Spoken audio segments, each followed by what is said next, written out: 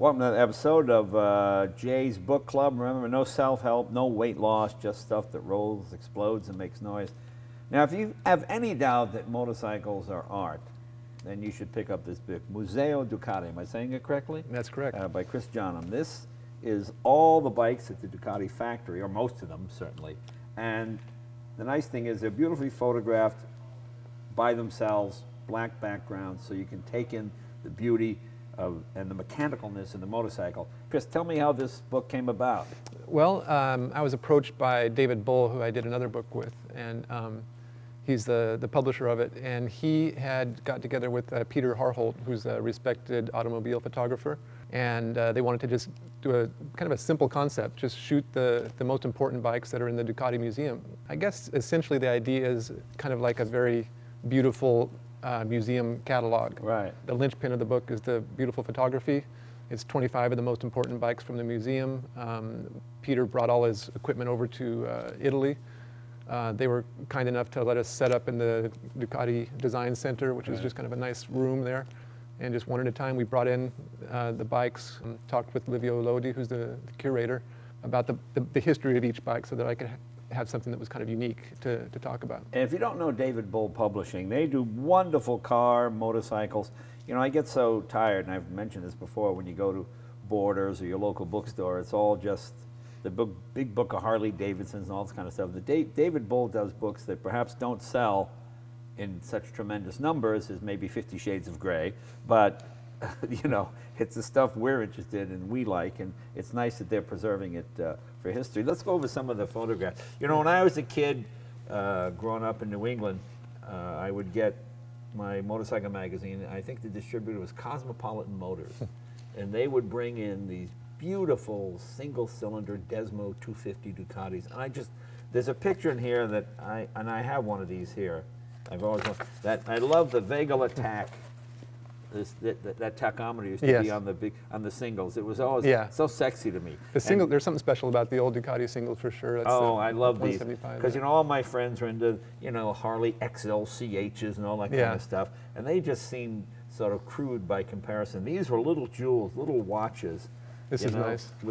I love this shot here, the dual fuel tanks. This is the Mariana. It was used in long distance competitions like the motorcycle version of the Giro d'Italia. The dual caps are for just they could fill it quicker with two cans. Right. You can also see the spare cables that were attached alongside the... right, in case one broke. Right, yeah, exactly. Yeah. Well, there it is, as the bike you just mentioned. Yeah, the Mariana. Right, and it gives a history of each of the bikes as well, correct? Mm-hmm. When possible, I tried to give the specific history of that bike that's in the museum, because that's kind of what's unique about the book. Is it's not a bike that's the history of Ducati. It's a bike about the museum itself. And this is pretty much the motorcycle or motorbike that started it for Ducati. Yes, it was. How do you pronounce it? Cucciolo. Cucciolo. It means puppy. Oh, puppy. Okay, yeah. What was that? A 50 cc? Yeah, so 50, and they went up to 60. It's actually just a kit originally. 60 for the big block. Yeah, the big block kit. You know, this is a motorcycle I dreamed about when I was a kid. It was called the Apollo back then, and I think there was one prototype or maybe two. Yeah. And Cycle World and motorcyclists, and they would tease about this was going to come. This was 1964, 65. The only thing with 4 cylinders was maybe a Munch Mammoth. That was about it. And even Harley Davidson or Indian, none of those guys, well, Indian had 4s back in the 30s, but a modern 4. I kept waiting and waiting for this bike to be produced. It's not like today where you can go on the internet and find out what's happening. Back then you had to wait every month to see what the next thing would be. Yeah. But this never went into production at all, did it? It was too hard on the tires of the day. Yeah. It was intended to be a police bike. And I guess they never went into production, and eventually the only thing close was the L4, MotoGP bike. Almost 1,300 cc's, huh?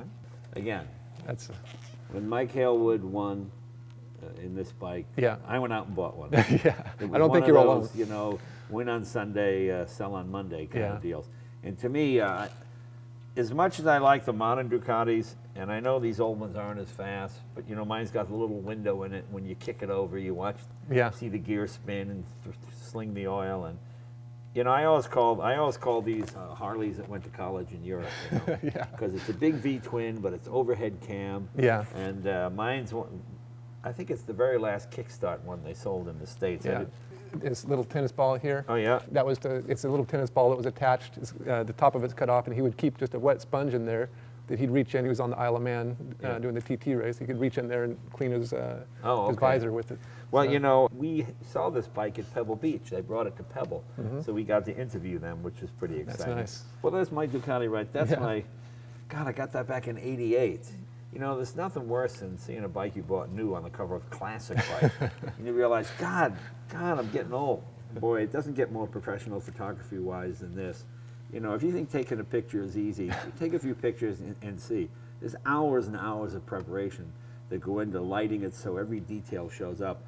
I remember the guys from Cycle World raced one of these. Cycle World or Cycle? Cycle. Cycle, yeah. Yeah, Phil Schilling. Yeah. And I remember this had the stripe on the get to let you know how much, Exactly. which seemed very sophisticated. You could just look through the tank, but of Yeah. course the plastic tank was illegal in the United States.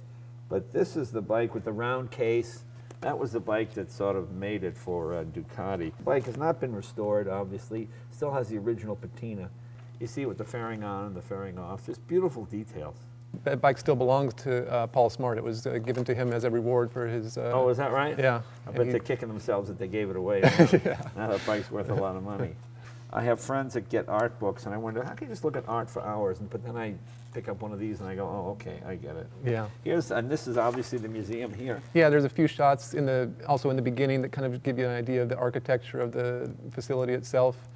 Now you can get this book at Auto Books, Burbank, in Burbank, California, at Magnolia, Auto Books in Magnolia. But you get it from David Bull Publishing as Yes. well, right? Yeah, bullpublishing.com is where I point people to. Or And what's the other Auto book Books. you did?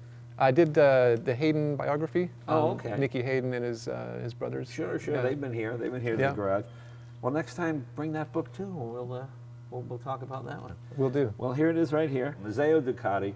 Beautiful book. I hate the term coffee table book, but that's really what it is, because it's a book you can just pick up and look at over and over again. And the nice thing is, you know, each time I look at these detailed pictures, I just see something I didn't see the first time. Look at the previous page. I think it's the previous page. Yeah, go ahead. What's that one? It shows the Yeah, the detail of the hammered Right, out right. dent in the tank. And it's got the prancing horse. And how much is the book? It's $39.95, I believe. Well worth it. Makes a great gift. Thanks a lot. Thank you for having me on, and thanks for your thank you. support of authors and motorcycling.